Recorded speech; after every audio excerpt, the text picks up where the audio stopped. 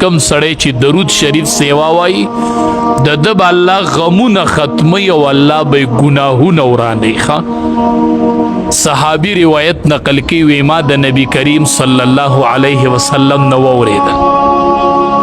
چې څوک په ما باندې درود شریف ویل پریدي وې د جنت لار خطا کړه د جنت لار خطا شو چې ما باندې درود شریف پریدي د جنت لار خطا کړه ابو طلحه انصاری رضی الله تعالی عنه فرمایي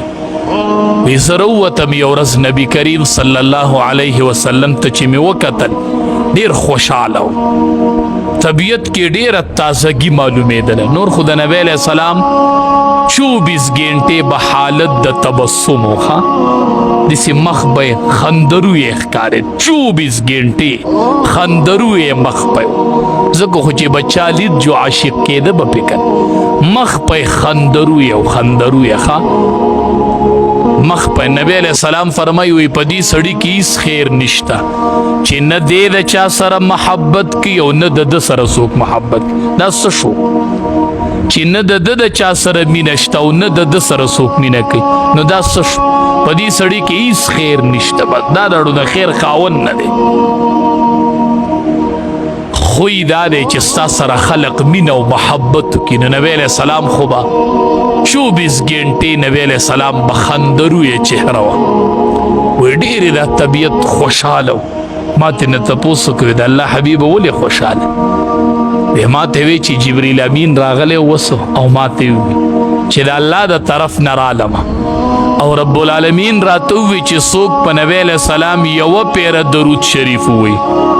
نو الله به لس ګناهونه معاف کړي لس ګناهونه به میټاو شي او لس پورله الله نیکی ولیکي او لس په درجې اوچتي شي دا اوس جبریل امین راغلی او ما ته دا خبر راکو نو ځکه ډېر خوشحاله یم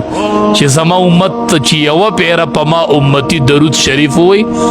لس په الله ګناهونه وران کړي او لس په الله درجې اوچتي کړي او لس په الله نیکی ورکړي دا چې په ما باندې یو ځل درود شریف ویلا جبریل امین وس راغلی او ما ته دا ووی نو ځکه ډېر خوشحاله یم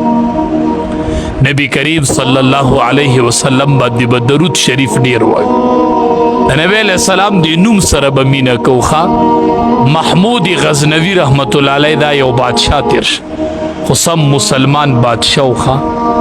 د په خادمانو کې د یو خادم نوم و محمد